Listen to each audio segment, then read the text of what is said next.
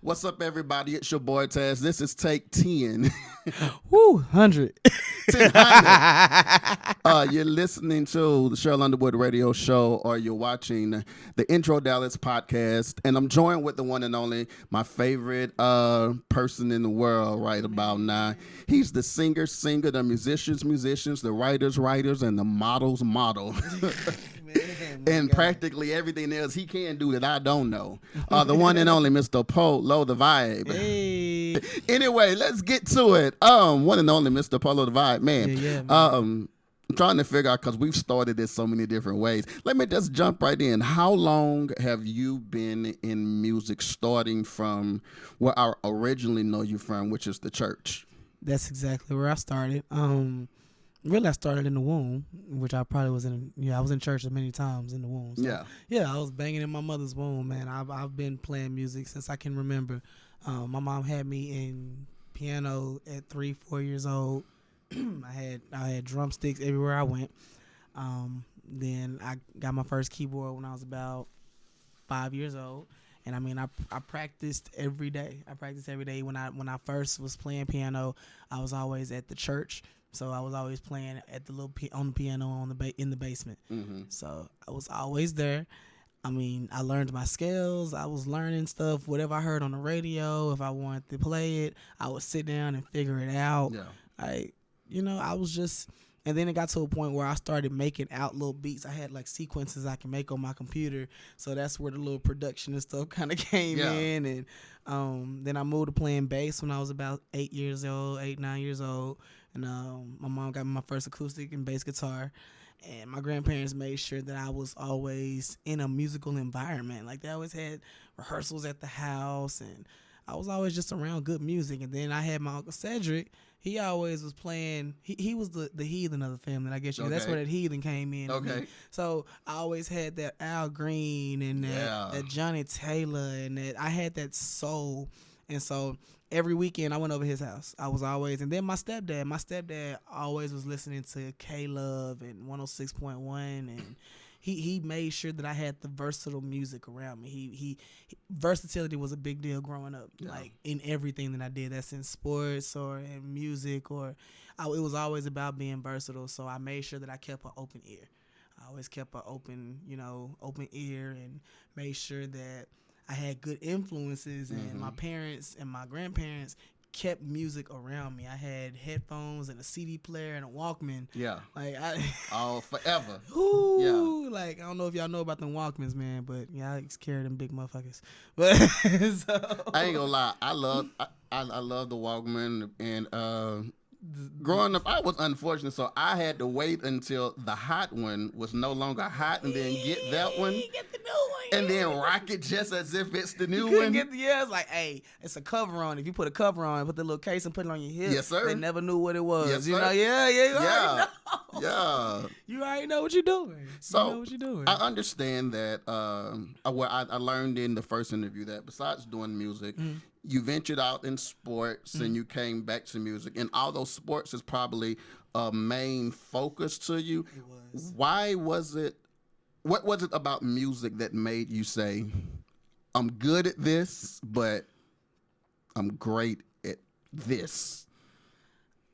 I started making money doing it at a young age. Yeah. Like, football, I was good at it. I was damn good at it. I mean, still am. If y'all want to get on the field with me one day, it don't matter. But I'm YouTubing that mug. That's gonna be like Will and Martin racing each other. Oh no, we did a musicians football game last year. They know what's up. All right. They know what's up. So but nah, like, to answer your question, I was really good at football. But I got to college. When I first got to Langston University, my family, they, like I said, music was big, and they had a big prayer. We had a big old prayer circle. My family took about 10 cars down to Oklahoma, and they sent me away right. They set my apartment up. Yeah. They stayed down for about a good 4 hours after we got to Oklahoma. They prayed for me, and at the end of the prayer, my stepmom was the one that prayed. May she rest in peace. I miss her. Ruby, I love you. But my stepmother prayed, and she said at the end of her prayer, let whatever he's destined to be revealed here on this campus. Yeah. I thought I was going to be a football player. I thought I was going to be one of the baddest running backs or linebackers to touch the damn field. Mm-hmm. Like, but then I got in college and I found out that I was good at football, but I was great, and I really had a passion for music. I really had a passion for, music wasn't just what I did; it was who I was. You know, I realized that, and so after my first semester of football, I got back spring semester and was like, yeah, I'm done with athletics. I'm here for music. And so that's what I pursued. And on top of it, I was making good money. I was playing for a church. I didn't even have to go to rehearsals. I had Sunday morning service, and they was throwing me a good little chunk for me to drive from Langston, Oklahoma City every Sunday. See, I needed to start playing here because in Louisiana, like I grew up in Lake Charles, where I started playing when I was like 12, and they treated me like I was about 12. I was doing everything. Don't think that just because I'm whatever. I mean, it might presume or seem as though I'm really okay now what I do, but back then people used to talk about me. I was horrible. I couldn't play. I can't see it. You say that. I think me personally, I used to get kicked off the drums all the time. I used to get kicked off. Now drums is what I did, so it wasn't as much as the keys, but yeah, I had to like fix my ear. My ear was my main thing. I had an okay ear in high school, but when I got in college, my ear enhanced because I started getting around people who that was all they were serious about. Hear what you're doing, like hear it first before you do it. Yeah. And that was what I followed through. And once I got my ear up, what came out and what y'all hear or what people hear began to make sense. So, I mean, yeah, this ain't just been good. So being that you have been in music practically forever, did you ever have a time whenever you was younger, seeing your cousins and seeing your friends outside playing, doing their own thing, and you were not able to do that because you were the musician? Always. I mean, definitely that, because I was the kid that had to be in the house at a certain time to learn hymns. Yeah. I had to be in the house at a certain time. I mean, I did my homework when I first got home and got to go play. But in between that, after that, I got about an hour to play. And everybody's still outside kicking. I got to come in and do piano practice. I got to come in and work on my rudiments. I got to come in and just do something that I had other things I had to do. And that used to upset me. They used to discourage me. I want to go outside and play football. I want to play with my friends. As I got older, I mean, it made sense to me because then I just wanted to play. Yeah. Then it became a part of me. It's something that I wanted to do. Yeah.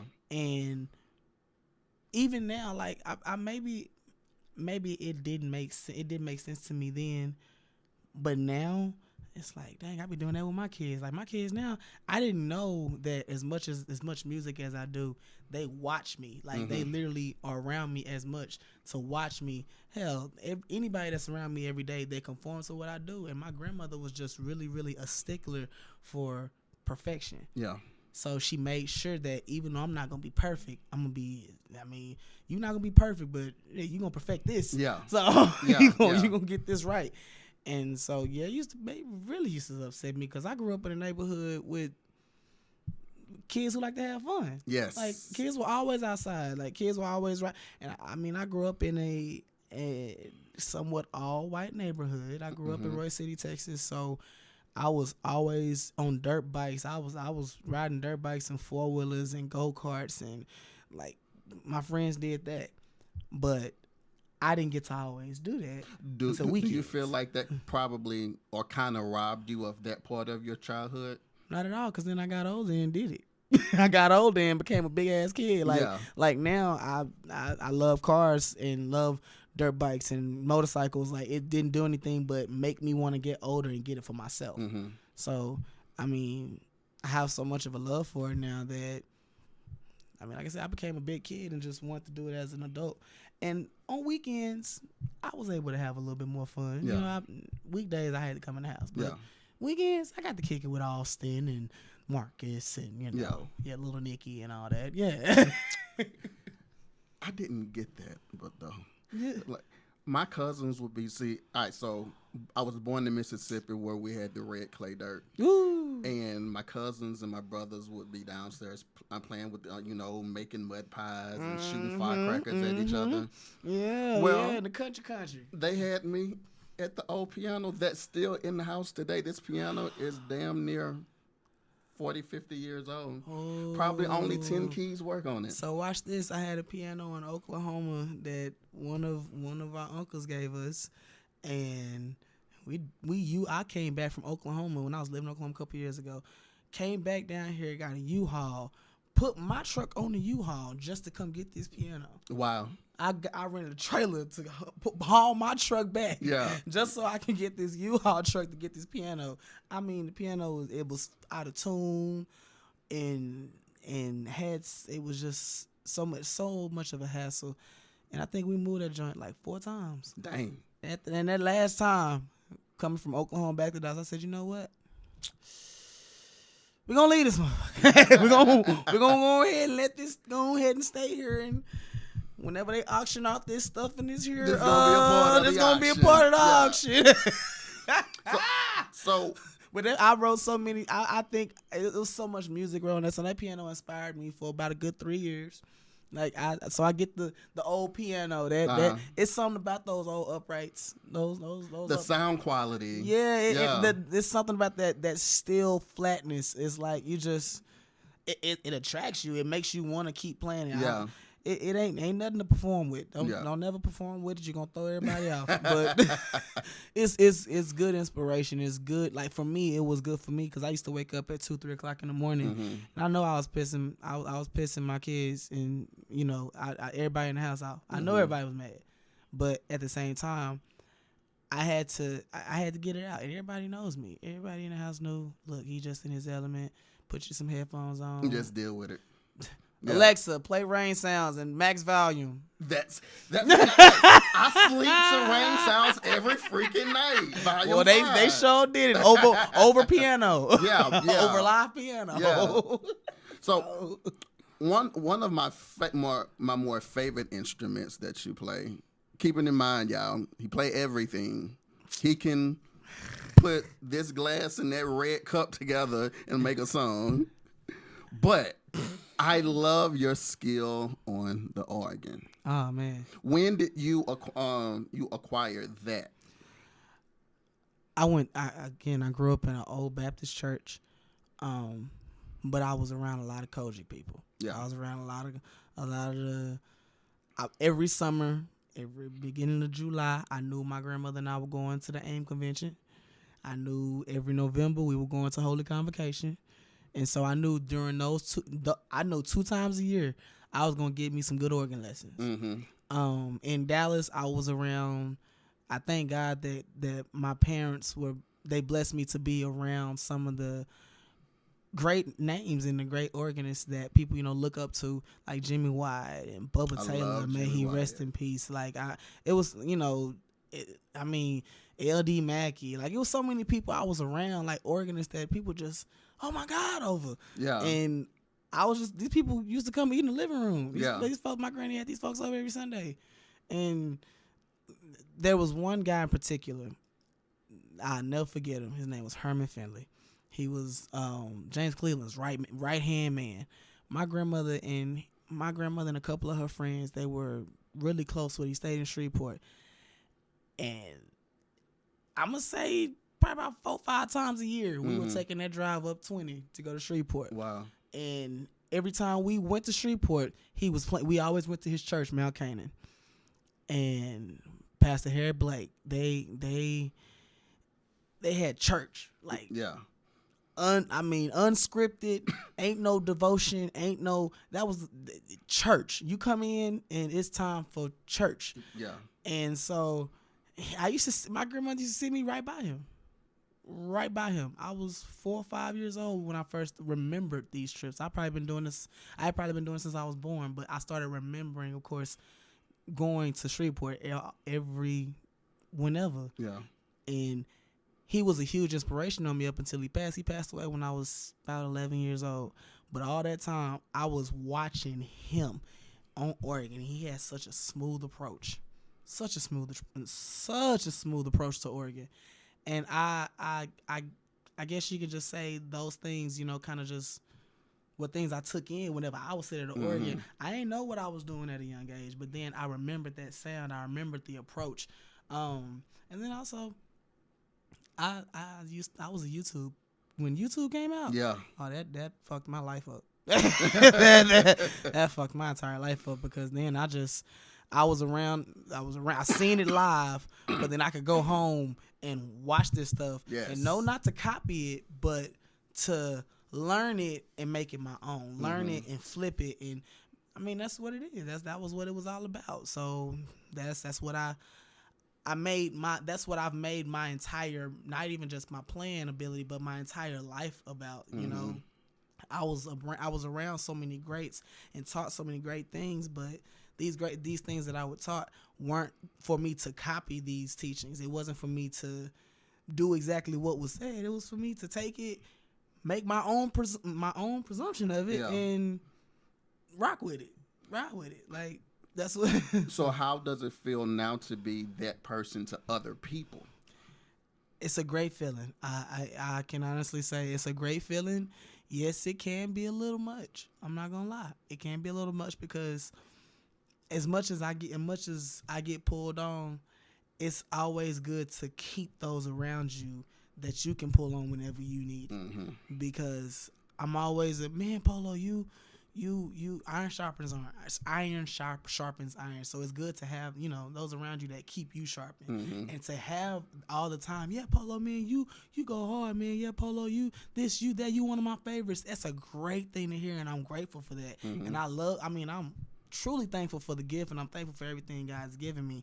But at the same time, I be one sometimes to go and I need that sometimes. Everybody has a moment of, not gonna say a moment of vulnerability. Everybody has an inch or an ounce of vulnerability. So it's always good to keep someone around you, even because those who have the greats need greats. Yeah, the greats need greats. So I'm not to say that I'm great in any fashion. Well, I'm gonna say it since he ain't gonna say it. Then I mean, hey, if I serve a great God, then I guess that'll make me. I mean, hey, I'm. You are made in His likeness and His image. That's what the Bible tells. Isn't that what it say? That's what it told me. It said that, didn't it? So you make, and this is probably not grammatically correct. No, what's up? You make playing the organ sexy though. Like organ players have a way of making certain instruments feel a certain way. Yeah. Bass players, when I watched Benjamin play the bass, that's my guy. He make the bass look like, bitch, I'm the shit. Ah, man, he gonna tell you. I don't even have to tell you nothing. He's slanging guitar meat all in your face. All in your meat. Like you can't deny that whenever you see a Benjamin playing. My guy plays, man. He's the shit. Whenever you playing organ or whenever you're playing keyboard, like there's something about your physical mentality, the way you hold your body, the way your eyes, whenever you singing and your lips get dry, you do a real quick lick. Like instead of putting Carmex on, you lick them real quick. Yeah. Like where did you learn all of or is it just something that just comes natural? I mean, I was raised by a smooth motherfucker. I ain't even gonna lie. Yeah. My daddy was a smooth motherfucker. My papa a smooth motherfucker. My stepdaddy, he a cop. He a smooth, definitely a smooth motherfucker. Yeah. Like I was raised, and my granny smooth. I was raised by smoothness. Like my whole family. You go come around my family, be like, why everybody so chill? Like everybody is so chill in my family, and so I guess because of the fact of I'm already automatically chill. Plus, I smoke a lot of weed. So I smoke a lot of weed, so I'm always chill. I've always been the type of person to set a vibe in the room. I've always wanted to just be that person to set a mood in the room. Per se the name, but I guess I try to make everything a vibe, not just for me, but for everybody in the room. I ain't trying to be sexy, but I guess that's just my automatic approach. Yeah. And sometimes that can be translated incorrectly. Like some people take that sometimes that I'm an asshole. Some people take that sometimes as he's a jerk. Don't. And these motherfuckers that be talking don't even know me. Yeah, it's like they're intimidated for no reason. I mean, because anybody that knows me can tell you he one of the coolest. I try to be one of the coolest guys you ever meet. Don't fuck with me though. But I mean, I try to be one of the coolest guys you ever meet. So I try to keep that same energy. Yeah. And so people gonna talk. People gonna say whatever they say. But for the most part, I try to keep the vibes. Yeah. I try to keep everything cool, because as long as I'm good, everything in the room should be all right. I think everything in the room will be good. My audience, they gonna feel the vibes. They gonna get with me. Yeah, at first I'll be chill. I'm real laid back. But come second set, we finna turn the fuck up. Yeah. Like we getting lit. Like we getting loose. I mean, once I lose this weight, shirts coming off and shit. But I mean, I wanna always I guess kind of just set the vibe. So I don't know what part of the performance I came in then. We're going to talk about the Freeman. Yeah. The performance, the first performance I went to. I don't know. I mean, you say you turn up on the second, but y'all took a break. But before the break, you was on 10. Like all the way on 10. Okay, so I probably was just a little fucked up that night. That might have been one. I might have just been a little lit. I've always, like I said, I'm turning up. I don't give a damn what we doing. So let's talk about the Freeman, man. What's going on Thursdays? Every Thursday night, you can catch the Found. Myself, Cypher Fix, Marcus Jones on drums. He's the founder. We get it in every Thursday night from 10:30, maybe 11 o'clock, depending on what time we out. But we turn it up. We're gonna give y'all about 2.5 sets of a good turn up, and then we're gonna open up the open mic. We have fun. Sometimes we don't get to the open mic, and that's okay, because it's been going for 9 years. Every Thursday night, we've never missed a beat, and I thank God for the Found, because I once was one of those little cats that was just sitting on the sidelines, like damn, these little niggas killing, and. So now you know how I felt that night watching you on stage. Then I was like, dang, that's like I'm at a real damn concert. Man, that's what we bringing. That's what we come to do. We try to set a tone. Yeah. You know, we not bringing you stuff you're gonna hear on the radio. I'm gonna do some of my originals. Cypher gonna do some of his originals. He gonna say shit off top of his head. I'm gonna sing whatever the hell come to my mind. Like it's a whole night of pure unadulterated vibes.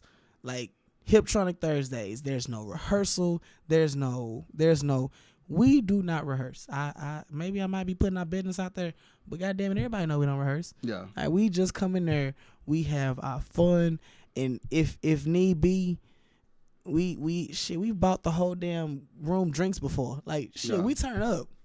Turn up. And to say that y'all don't rehearse, what I heard that night, because I know a lot of the songs that y'all done that night was like impromptu. And everything. They literally know if you hold up one finger, where to go. They know exactly where to go. Is. We know what that's chemistry. That is chemistry. Everybody, because we do spend a lot of time together, but we don't spend a lot of time playing.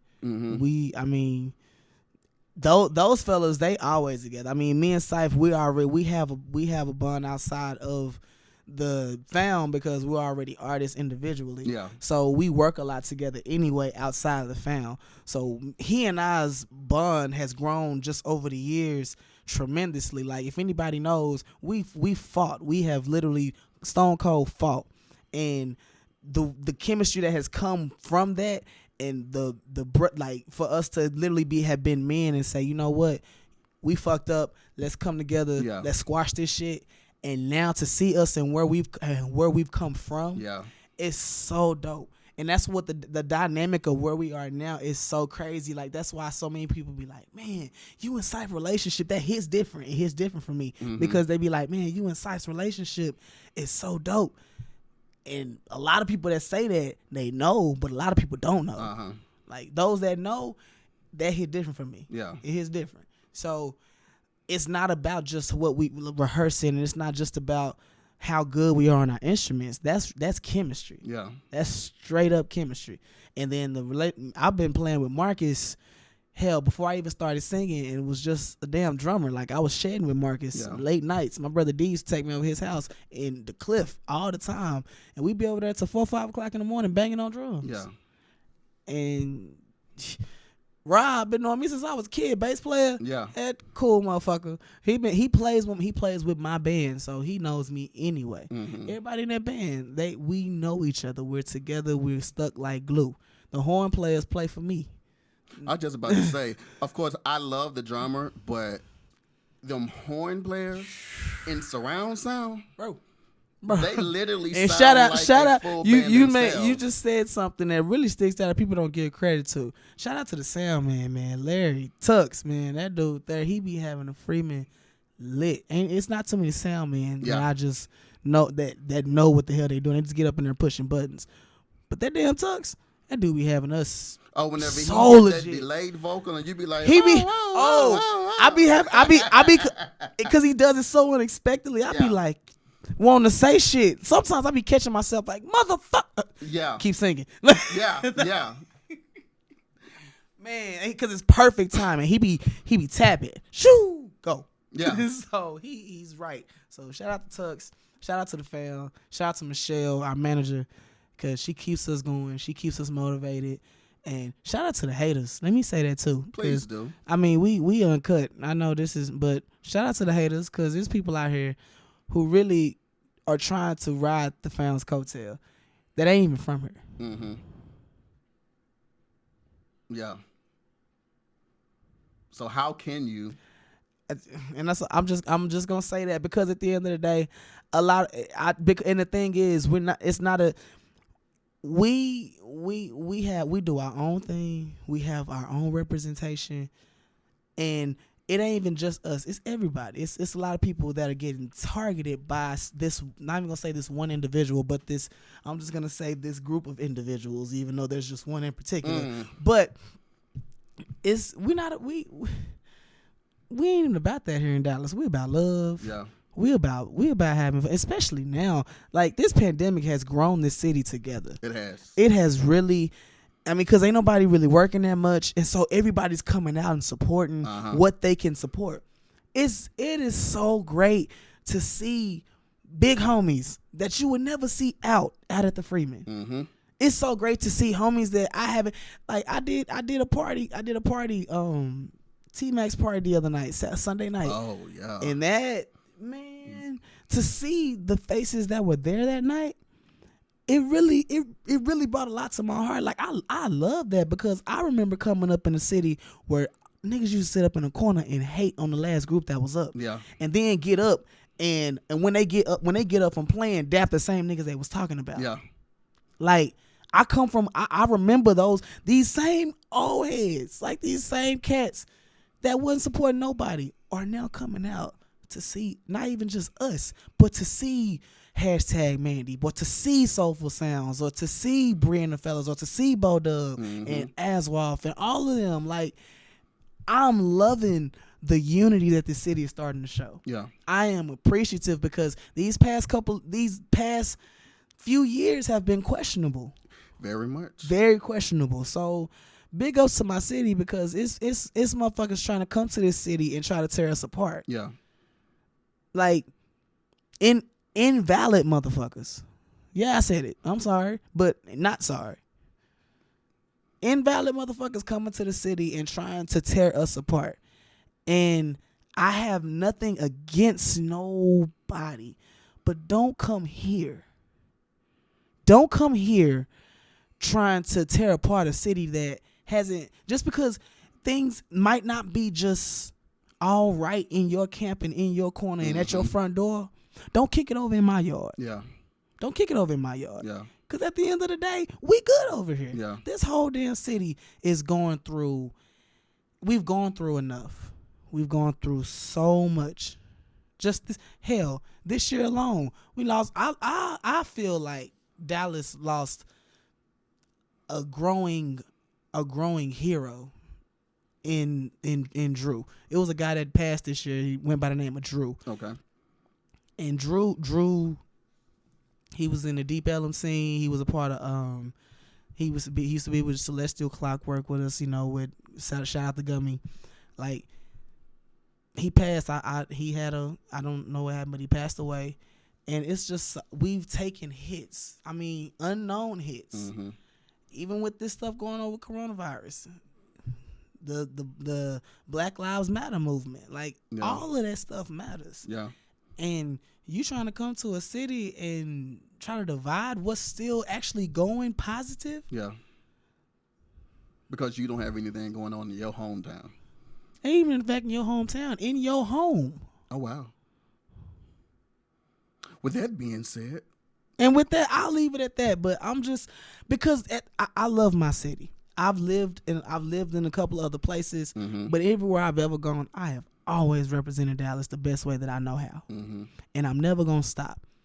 I promise you. I'm Grove Side, Oak Cliff, East Side, and a little bit of South Dallas till I die. A little bit of South Dallas. I went to Charles Rice, goddammit. And Pearl C. So shit.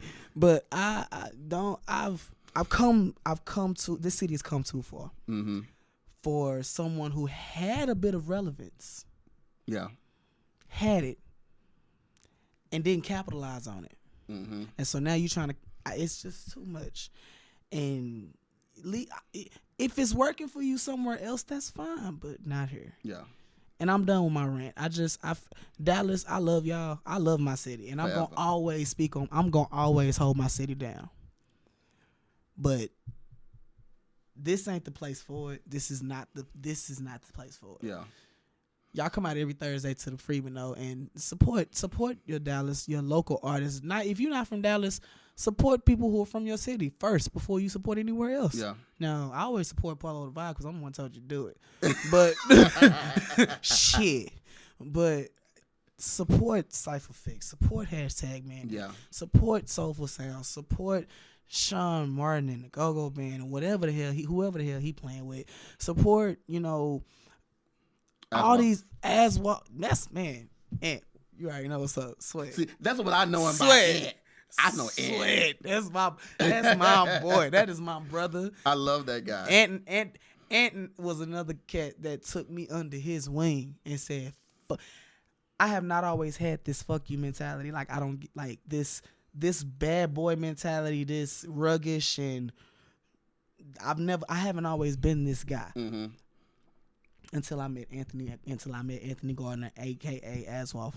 Like, yeah. I met him, and then his influence, it was so big in my life. Mm-hmm. He, Blue, Terrence Mackey, they Blue. Oh man, yeah. Man, yeah, I ain't Richard heard that Blue. name in a minute. Oh, bro, Richard Blue. These guys taught me not to give a fuck. Yeah, because I used to always care about, and I used to always, try to fit the status quo. I used to always try to please everybody. Yeah, and then I started realizing I just wasn't gonna. They taught me. I ain't gonna say I realized because I ain't realized shit until I got with them. They taught me, ain't nobody gonna do shit for you. These motherfuckers gonna tell you doing good in your face, and they're gonna talk shit about you behind your back. And then it took me having to experience it for myself because I started going places with them. Mm-hmm. To be completely honest with you, I didn't get onto this scene until I got around Anthony and Blue. Mm-hmm. I did not know I'm not gonna say didn't know anything about this scene because, like I said, I've been around my brother D, Sean, all of them. I was around them. Gino, I used to go to the warehouse to the jam sessions and stuff, but Profit Bar and all of that. But as of being on stage, I didn't give a fuck about getting on stage. I just wanted to play drums. Yeah. But I got around Ant, and they pushed me not to give a fuck. They taught me to do what I'm doing. Like, hey, get out here, do it. But know that people gonna say what they gonna say. True. And you cannot control it. Yeah. So fuck them. Yeah. And as time went by, it just grew. And with that, I started growing from the one who sat back in the corner because I was scared of what people was gonna say, to being the one that, all right, cool, y'all wanna get on stage? What's up? What am I saying? Yeah. Like now, it's second nature now. I didn't give a fuck about singing. Just 3 years ago, I didn't care about singing. Mm-hmm. I actually hated the way that I sounded. Oh wow. Yes, I used to hate hearing myself sing. There's a video of me on YouTube still to this day from college. My college roommates and I did a video to "Can You Stand the Rain," and the harmonies were dope as hell. Mm-hmm. But I look back at that video now from 12 years ago. Yeah. And I'm like, damn, what the fuck was you saying? Yeah. Like, my runs were lazy. I was sitting there holding my head like this the whole time I was playing. Like, I didn't have no aura about myself. I was just there. I was just there opening my mouth and singing. Talking about your runs, who do you study? Because your runs is silky as butter. Man, I appreciate that shit. I'm still learning. I think right now Tank is my go-to. Okay. Tank, Tiffany Goucher. I don't know if a lot of people know about Tiffany, but Stokely. Love Stokely. Oh my God, Stokely is that guy. And then I go back. You can go back to the Dukes and the Ellas and the, you know, like I go back that Nat King Cole. Yeah, that was my guy. And then Layla Hathaway. I love Layla now. Like Donnie and like that whole Donnie Layla feel. Yeah, you couldn't take me away from that. My sophomore year in college, that was all I was. Because I had to sing For All We Know for homecoming coronation. Oh wow! And so after that was honestly the first Donny Hathaway song I ever learned besides This Christmas. Mm-hmm. And so I knew This Christmas and didn't give a damn about who wrote it because it was a Christmas song. Yeah. But then I learned Donny Hathaway. That's when I started. Like I said, I started appreciating music in college. So when I learned about Donny Hathaway. And I learned For All We Know and the lyrics and how musical and how that song just captured me. I cried learning that song. Mm-hmm. And it wasn't because I couldn't get the words and the parts. That song was emotional as fuck to me. Yeah. Like, it was homecoming weekend. I lost my girlfriend. Oh, man. Like, you was in your feelings for real. It was in my feelings. I was online. I couldn't go to nothing. Like, wow. Like, so I feel like that Donny Hathaway was a toucher for me. That's where a lot of my... And then I watched movies like The Temptations and 5 Heartbeats. I will watch The Temptations today like it's the very first time. Ow! Otis, up here! That one, and I love the New Edition movie. Yo, so I watched it twice.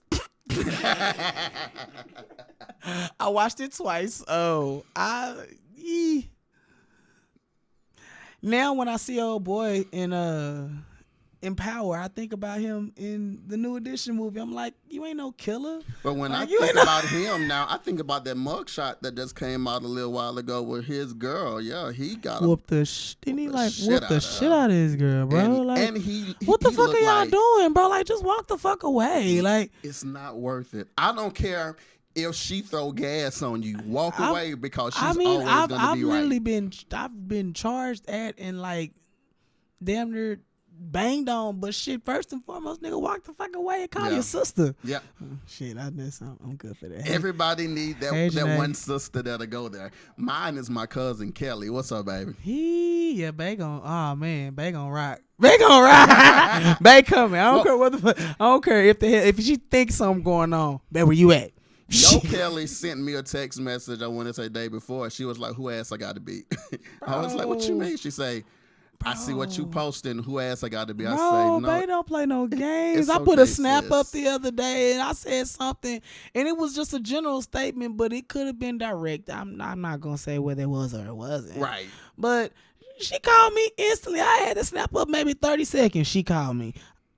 You all right? What's up? What's going down? Baby, damn, I ain't even pushed send on the damn snap. I ain't pushed the blue dot yet. Shit. Like, Bae always in right. Both of their ass crazy. Like, I love them, I promise. Oh, my gosh. So, we've talked about the church boy. Oh, Lord. Mm-hmm. Speaking of church boy, if y'all need somebody to model, Steve Harvey, you need somebody to model your suits. Yeah, and your matter your hats. Oh, man. Steve, I need some of them hats, yo. This guy can do it. I don't want the yellow suit you had on, though. That's a little too hot. I mean, this is about as Wait, no, because that hat you had on for T-Mac, that was. But I ain't doing a whole suit that color though. Now I do the But hat. against your I'll chocolate accessorize skin. it. In That'll lime be a green. good Easter suit. Shut the hell. We gonna rock that shit for Easter. Lime green. Man. No. So, moving from church to the stage, was it a hard transition to go from Jaron, the church boy, to Polo? Let me lick you up and down till you say stop. Man, it was, but then again, like I said, it wasn't because I had the transition with my uncle and I had that Al Green and mixed in with that church. So I had the soul around me. But when my grandmother was here up until I graduated college in 2012, and she passed away right before I graduated. So she was really big on be who you are, walk in your calling, and always represent who you are. If you want to be, and if you ain't gonna be good, be good at it. I learned that too from them. A lot of shit that I learned that I just put all in one basket and just made me. So that I took that, and when she passed away, I knew she would judge me. Not gonna say judge me, but I knew she wouldn't be too fond of me being this mini R. Kelly. Like not the R. Kelly. Wait, no, not R. Kelly. Mini. Let's say Tank. Sweet. Yeah, Tank. Let's say Tank. Yeah, I mean R. Kelly with the music side, not the personal shit. Tank mixed with Jamie Foxx. Mixed with Usher, mixed with Trey, mixed with this one, mixed with Robert without the personal shit. Cause I'm not gonna lie, R. Kelly is definitely my favorite. I'm sorry, I'm not gonna lie. That is my favorite, and I hate if he go against anybody in the verses, it's over. He gonna kill him. It's over because he has a full catalog of whatever you need. The only person that it still wouldn't be a competition would be Mary J. Blige because their catalog is just the shit. So I don't even do Mary J. Blige. I'm sorry. I love Real Love and her song selection, but I just can't get with. I love Mary. I can't get with her for too long. I mean, I like Sad Mary. Whenever she's I'm Not Gonna Cry No More. I like Sad Jill Scott whenever she's not in love. I love Jill anyway. That's my baby. I love Sad Kelly Price. Whenever Kelly Price going through, she gonna give you some of the best. She gonna give you a whole Grammy nominated album. Yeah, that girl's amazing. Yeah, sad, emotional. Yeah, very much. But I'm sorry. Back to you in your transition. My like I said, my grandmother was very, very, very instrumental in my musical journey. So her being sick. I just came home from college, undergrad. I was finishing up my classes and finals and stuff online, taking care of her here. But I was still going out every Wednesday night to the Profit Bar. Mm-hmm. And that was a dope spot, too. Oh, my goodness. I touched that stage Deep 2 Ellum, times. y'all are crazy as fuck for letting that go. My favorite musician from the Profit Bar, and I'll let you go, is I love Xavier. Xavier Jackson? I love Xavier. X. I met him when he was probably still in high school, and I lived in Louisiana. He was who introduced me to well, I'm not gonna say introduced me. He reintroduced me to the music of Lucky Peterson. Okay, and then he reintroduced me to Lucky Peterson himself. Like I man, X is that dude. One of the greatest things I've ever seen X do is play a keyboard upside down, like the keyboard's going this way, going low range, back up this way, high range, playing over it. Oh wow, what? Playing fluently. The nigga's gifted. The boy is a fool. I met him and Aswaf at the same time through ministry. Yeah. But all right, you. Yeah, so she when she passed, those nights at Profit Bar became every Wednesday at Profit. No, it became every Monday night at Brooklyn's. Okay. If y'all remember Brooklyn's. Every Tuesday night. I don't know where the hell I was. I was doing something every night. Wednesday, I was at the Profit Bar. Thursday, I was at the Freeman. Friday night, I was probably back at Brooklyn's getting drunk. Because I was going through, so I was doing a lot of this stuff, going to just have drinks and clearing my head. But then I also was still getting that music. I wasn't going to the strip club. And, I mean, I would go, but I wasn't just going every night. Wasn't making it rain. First. I mean, I'll go. No, I ain't going to say first because I'll go to the to these things, and then I'll go to the strip club afterwards. Shout out to Dallas Cabaret. I still haven't been yet, but we going soon.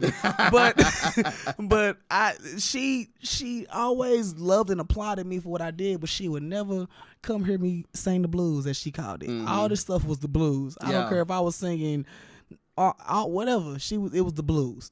If it ain't church, it's the blues. Yes. And so when she passed, I felt free to do it. Because I knew she would be proud, but she wouldn't be here to chastise me about it. Yeah. Because she's still going to do it. She was still going to chastise me about it. She was still going to say something about it. But she let me be. And when she passed, I knew I would be able to walk in that without the woman that I knew supported me, but was still going to say something about it being here. So I don't know if that's fulfilling or, I mean, is it like, so I followed through with that. I feel my granny here every day because my middle child looks just like her. Like, my daughter Harmony looks just like my granny.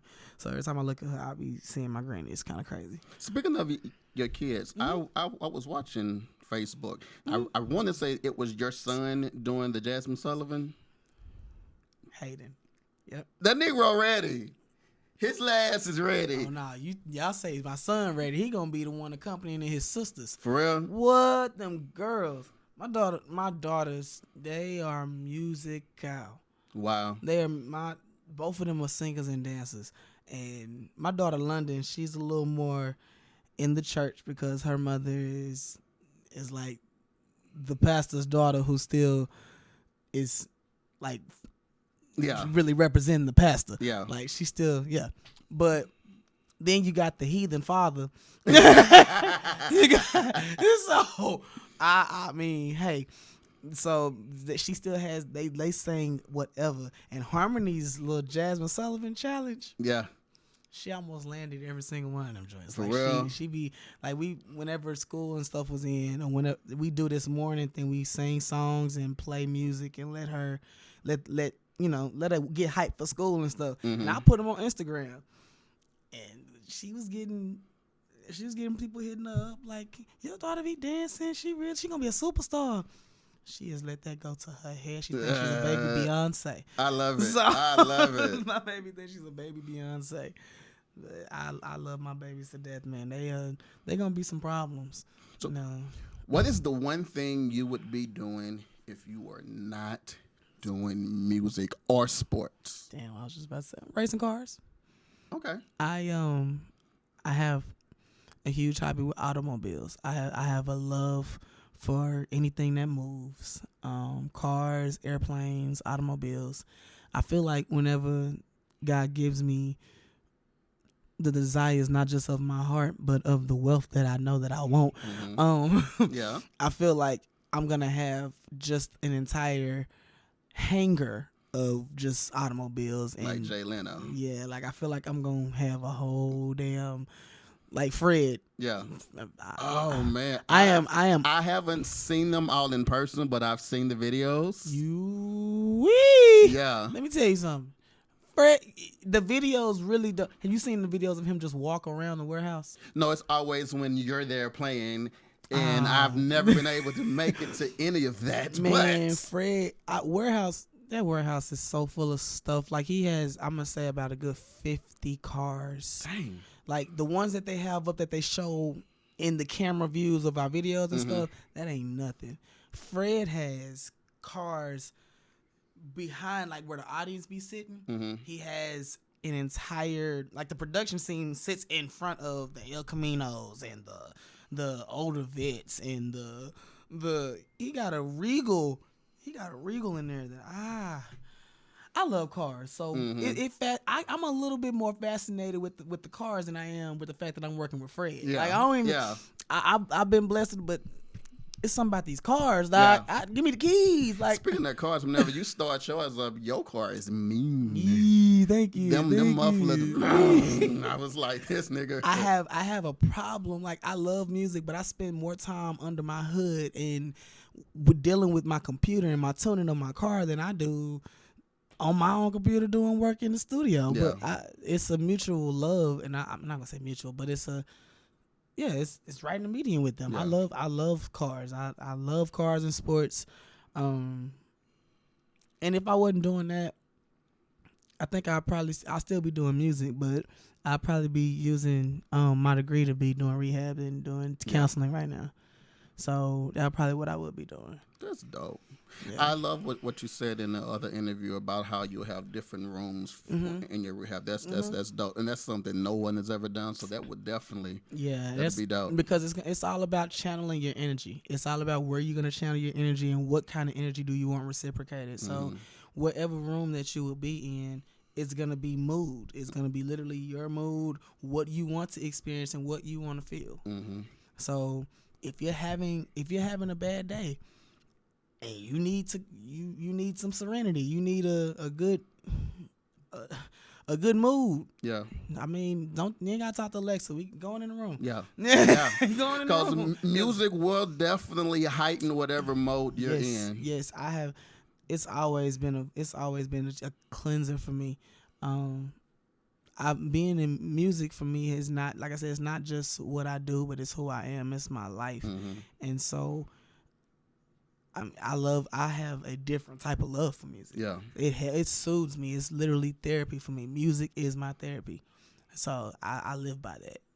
I feel like if everyone channeled their energy towards different types of music and learned the significance of what it can do for you, just for you, and how it makes you feel, man, this world would be so much different. I'm not gonna say in a better place, because there's so much other stuff that contributes to why this world is the way that it is. Yes. But speaking of that, I haven't touched on this with you in either of the interviews, but with where we are now as black men, on yesterday, I want to say, or the day before yesterday, the news hit about black man. Wolf City. Price. Jonathan Price. In Wolf City.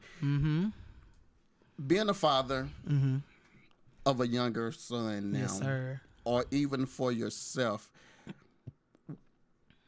in the time that we're in now, what feeling does it give you? I'm terrified, because I'm more so. I'm not gonna say I'm just more so terrified for my daughters than I am my son. But after the Breonna Taylor situation and how that was handled, I'm more so scared for my girls, because my son, he rough. Like, my son's rough. I know my son. He's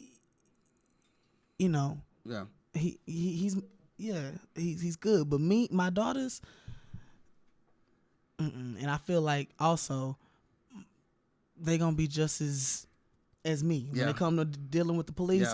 I was taught how to. I knew how to deal with police officers because I lived with one for my whole upbringing. So I understood how to always handle police. My stepdad would come home and tell me stories every night. He would wake me up. He'd get home 2:00 every morning and wake me up, and we talk about stuff that he would go through at work.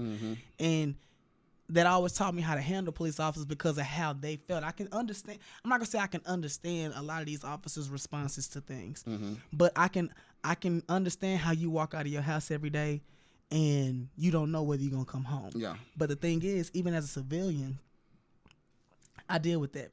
One of my best friends is a police officer. He's also a musician, and I'm close with him. We talk all the time. And he's even, I ask him sometimes, like, how's your day going, man? Like, how is it out here with that badge on? Yeah. And he even told me himself, because it's crazy. His family has even experienced police brutality. He lost a brother due to police brutality. So it's to be on both sides, or to have been on both sides of that. If anybody understands it, I know he does. Yeah. So I talk to him about things like that. How does it feel to know that some people that look like you and share the same struggles you share, look at you like the oppressor? Yeah. Like, how does that feel? And he even told me, he said, sometimes I'm at this point, I'm still not thinking about. I'm thinking about the fact that I got to go home to my daughter. That I'm still scared for, because just because I'm blue, they not gonna look at her and see that. They still gonna see her as being black. And sometimes they ain't even gonna look at me as blue if I ain't got my credentials on me. Yeah. So Because if you just look at him, he look like an old raggedy nigga. Never mind. I'm gonna shut up because I feel like that he gonna come back and say something about that. It's terrifying. It's very terrifying. I grew up, like I said, in an all white town. I grew up in an old town where folks knew everybody, including all the niggas. Yeah. And it just it sits right here. Mm-hmm. It sits. Cause if I wake up to a phone call, of anything happening to them, whether it be at the hands of a civilian or a police officer, I'm going crazy. Yeah. I don't give a damn what my consequences are. I ride for my kids. I ride for those who I love. And my kids, you better not touch them. Yeah. Especially a police agency. Yeah. So it's terrifying. It's terrifying for myself, for my son, for my daughters, for my nieces and nephews, because all of them are fucking crazy. Like, my kids, I can't really be so scared for them because they're polite. My children are very polite. They're very mannerable. Mm-hmm. They might actually get away with some stuff. Okay. Like, my kids are con artists. Truly. They're fucking con artists. Got me because I think he's the most innocent, adorable guy there is. Ooh, good. Spend a day with him. That's the same thing they told me on the phone. Spend a day with him. He gonna be ready to send his ass back. But my nieces and nephews, they'll talk raggedy to anybody. Mm-hmm. I had a cousin tell his principal, "You ain't shit." Damn. Like, we was in the 8th grade. He told our principal she wasn't shit. Wow. And she looked at him and just walked off. What? Who does that? Who? I would have got slapped. Yeah. Shit, I'm almost 40 somebody's calling my mama. Right? No, at that point, somebody was calling my Uncle David, who worked for DISD Police Department. Mm-hmm. He was coming up there. He was going to call his mama, and my granny was going to come up there and whoop my ass. And then she was going to call her daughter, and my mom was going to whoop my ass when I got home. I remember those whoopings. Ooh. Like, I used to walk home and... Fuck that. When I get off the bus, at school. I get one. Then when I get to the auntie house, like, I got whoopings with shit like extension cords, and my mama threw pots and forks and shit at me, like whatever the hell was switches. And she would make me go pick my own, and if it wasn't good enough, she was going another one, and she gonna tie them bitches together. Yep. Can I be completely honest? No, I ain't gonna do that. I'm not gonna put nobody. I was gonna. Ooh, somebody was gonna have CPS called in. Jesus Christ, Lord, because that sounds familiar to this day. Man, I think if my mom was still alive, if I got out of place right now, she would touch me. If my granny was still here, I would not. There would be no Polo the Vibe. Wow. There would be. Polo the Vibe would probably be. Bishop. Yeah. It would probably. It wouldn't even be no Polo. Polo would be a child. That was a childhood name. Mm-hmm. That would have stayed in the family. Yeah. Like, nobody would ever be calling me Polo unless you knew me, and you was family. Yeah. But my granny passing, it did so much for me. So at first it was a lot of negative, but then I took a lot of that negative and I channeled that energy to make it positive, because at the end of the day, she wanted me to be great. Yeah. So I trying to be the greatest that I can be for her. Yeah. Well, I cannot let you go without doing this, because if I do, she gonna kill me and you. What's up? Talk about KKS. Yo, the squad. Shouts out to Kelly. What's up, baby girl? What's up? The squad. How long, well, not even how long. I asked this question before. Mm-hmm. With who you are, what you've done, what you're doing, and where we know you're going, mm-hmm. Why be with KKS rather than the big name agencies who would love to work with you? Because I know that regardless... Yeah, there are a lot of, I've had those calls and I've had a lot of those people who might want to work, but they only want me for what I can bring and not for who I am, and they're not going to win. Mm-hmm. That's home. That's, and if home ain't taken care of, if home don't win, everybody in home ain't going to win. Yeah. I know that whatever I do, wherever I go, she's going to be right there. Yeah. If I win, she wins, mm-hmm. and everybody around us wins.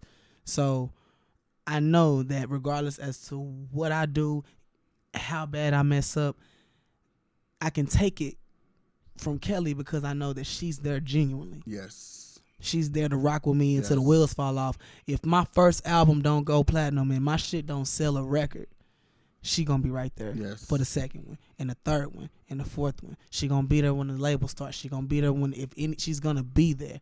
So all these other people, if I don't bring to them what they want me to bring to them, they can let me go. Yeah. They can cut me. And where I'm trying to go in this business, I don't need nobody falling off. I don't need nobody, hey, well, this came up and this, that. Mm-hmm. If you ain't on this train right now and you not on this train when it's getting stopped at every stop, don't be on this motherfucker when we about to go across the motherfucking lake. Yeah. Don't be across when we about to cross the river and ain't no other stops and we finna go on home. Yeah. Don't jump on in. Yeah. Don't jump on. So I have to keep those close. It ain't even just with Kelly, but our entire team. Mm-hmm. Our entire team is family. And yes, family is not going to always agree. Family is not going to always have the right thing to say. Mm-hmm. But family's going to always rock with you. At the end of the day, family's only doing what's going to help the family. Family's going to only do what's going to make sure that everybody in this camp wins. Yeah. So if everybody in this motherfucker win, we on. Speaking of family, you know, I can't talk about one without. I love this man's life, first of all. Just tell y'all. I love this man's life. If I could, I would, but there's something about the mechanism and it just doesn't work. But let's talk about this man got 2 wives, y'all. Let's talk about Tony, man. Sitting there with a big old smile on her face because she looking at her mans and everything. With Tony and with Kelly, mm-hmm. First of all, I know you have a handful. Mm-hmm. It's all right. But it's a gift because both of them are musical. Yes. What's the benefit in having a musical family like that? I ain't got to ever call background singers. Facts. I never have to call background singers. If it really came down to it, I could do a whole show with just me, my band, and the girls. And would have no and it's been a couple of times where that has had to be the situation. I mean, of course, Kelly doesn't really she's trying to do more of the manager thing now. Don't get it twisted, she still does sing. And Tony is one hell of a damn makeup artist. Don't get it twisted, my baby will slay you. That's why her face looking cute. Getting off work and she's looking good now. No, for real, let me go ahead and plug real quick. If you ever need a makeup artist, holla at her. She definitely gets it in. But she has all her real white teeth. Praise the Lord. Oh, you hear me? Ain't none missing. Not even the ones in the back. Shit. But I think for me, I was raised with women. Mm-hmm. I was raised around women, so yeah, it's a handful, but I'm used to it. Yeah. I was in a house full of women. I was too. Yeah. I have 4 sisters and 2 brothers. I'm the only child of my mom's shop. My daddy got all these girls. Yeah. You know, so he got all these girls, and so I had these emotional ass women around me growing up. So I understood what it was like to have women around. Mm-hmm. So when the good stuff come, when women, my babies, hey, that ain't nothing. We love each other. That's love. That's real, genuine, bona fide love. And y'all make it look good. Actually, to the public, y'all probably make it look easy. Whew. But trust me, it is not for the weak at heart. Trust me, it's not for the weak at heart. I will never sit here and try to sugarcoat nothing. Shit ain't easy. But at the same time, it's so fun because then once you finally come to the median or come to the end of the argument or mm-hmm. come to the conclusion of what happened and everybody has an understanding, everything is such a breeze. It's like everybody is. Then after that, shit, you know how let's talk about monogamy. Whenever you and your girl get into it, or whenever you and your significant other gets into it, and y'all come to an agreement, and after that fight is over, shit, y'all ready to fuck. So really? Like it's like that shit is intensified times 3. Like times 3. Let me call somebody. I mean, let me get a number 2 guy, or a number 2 and 3 guy. I'm single. So hey, let's go 1, 2, and 3. Holla at your boy. Hey, I'm telling you, it's just That's something about that. That's why you be singing so hard. Oh, now I get it. Wow. It's not the alcohol. You be on stage and you be. I get it. Wow. Okay. I get it. Wow. Okay. Shout out to the. We're gonna go ahead and.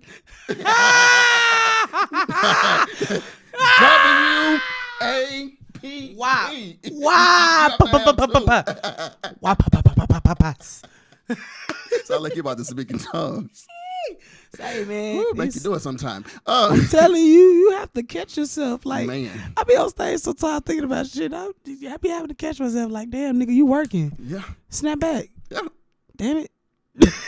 But hey, if it works for you, man, it is so fun. Like I said, it's so great because it helps.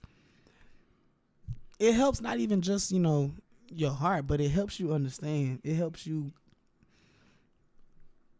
really come to an understanding, not even just about others, but about yourself. And it's a deeper kind of love too, because you have to know how to love 2 people with 2 different personalities totally. that have their own time whenever they need love. Totally, yeah. So that speaks a lot about you. Well, because you were raised around women, you kind of, you've grown up kind of feeling to where now you can become that. Yeah.